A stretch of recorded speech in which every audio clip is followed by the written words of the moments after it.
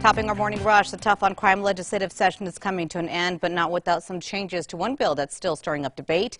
New changes to the pretrial detention replacement bill would allow people charged with violent crimes to be released from jail on ankle monitors. But with stricter rules, the transformed bill would require any location data to be available to law enforcement and the courts. It's now heading to the House. New this morning, after a few late-night votes, the House has passed a joint resolution that would allow voters to amend the state constitution. House Joint Resolution 1 will allow the state to provide essential resources like broadband internet, energy, and water to residents where they are needed the most. That bill now heads on to the Senate. Late last night, the House voted to pass the Family Representation Advocacy Act. The act creates the Office of the Family Representation and Advocacy. The new office would help provide legal representation for families and children in abuse matters and help them navigate the child welfare system.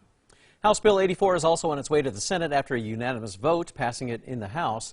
The legislation amends the Crime Reduction Grant Act. Well, that can be now used for things like establishing law enforcement crisis intervention teams and establishing treatment centers for those struggling with substance abuse issues and more. Eric. Our next big weather maker is on the horizon here. There's that cold front already diving in, and then some snow showers already starting in northern Colorado, and we'll see those later tonight into tomorrow morning. Another high-profile crime bill is one step closer to becoming law. A proposal to crack down on auto theft by making it a crime to operate a chop shop has cleared the House. It now heads to the Senate. New Mexicans are still waiting to see if the Benny Hargrove bill will pass at this year's legislative session. As of right now, that major crime proposal has hit a roadblock. Now, the proposed bill would hold parents accountable if their children use their guns to commit crimes. That is now stalled in committee. New Mexico's renters may soon have better protections against evictions. If passed, House Bill 65 will give tenants 11 days after their rent is due to pay it before they can be hit with a late fee. Currently, it's just 3 days. Supporters say it will still protect renters and landlords' investment.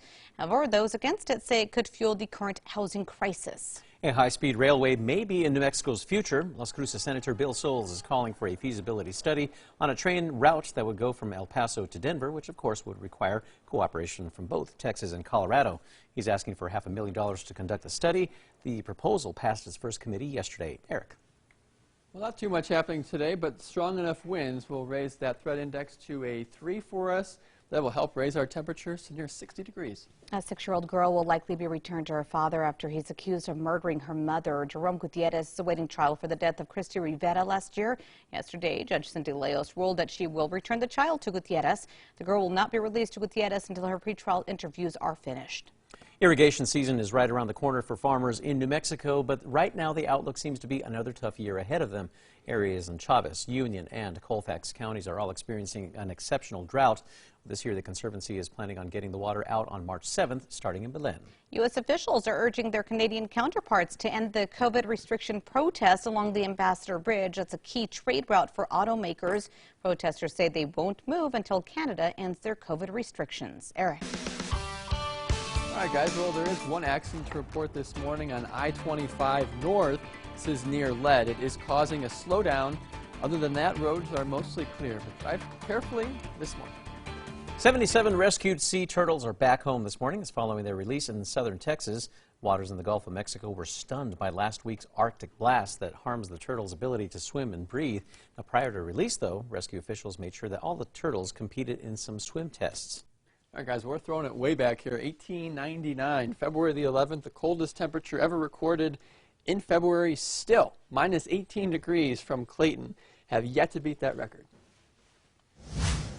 All right, time for the 5 facts. At number 5, scientists at Los Alamos National Lab are stepping up by studying asteroids in the hopes of being better prepared to defend Earth against them.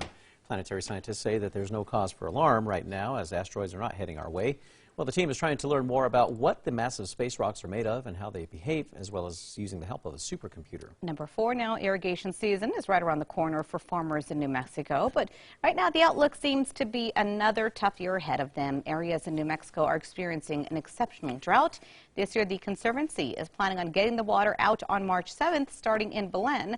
Another problem, though, for crops is the El Vado Dam will be completely unusable for at least a year. And number 3, we're talking about the warm and windy weather this afternoon. Temperatures the warmest so far this season, but then overnight tonight, the cold front swings through, and that means snow showers for the north. Number 2, now a 6-year-old girl will likely be returned to her father after he's accused of murdering her mother. Jerome Gutierrez is awaiting trial for the death of Christy Rivera last year. Yesterday, Judge Cindy Leos ruled the family will be returning the child to Gutierrez. Judge Leos said the girl will not be released to Gutierrez until her pretrial interviews are finished, and that if Gutierrez talks to his daughter about the case, he will go back to jail. And at number 1, the tough on crime legislative session is coming to an end in about a week's time. But under a week, well, no, but not without some changes to one bill that's stirring up debate. The original proposal would automatically assume those charged with violent crimes like murder and sexual abuse of a child would be a liability out of jail. The change would allow people charged with those crimes to be let out on ankle monitors, but with strict rules. The transformed bill would require any location data to be available to law enforcement and the courts. Well, that bill cleared the House Judiciary Committee. Now, in order for it to become law, it would need to pass a full House and full Senate vote by next Thursday. That's in order to make it to the governor's desk.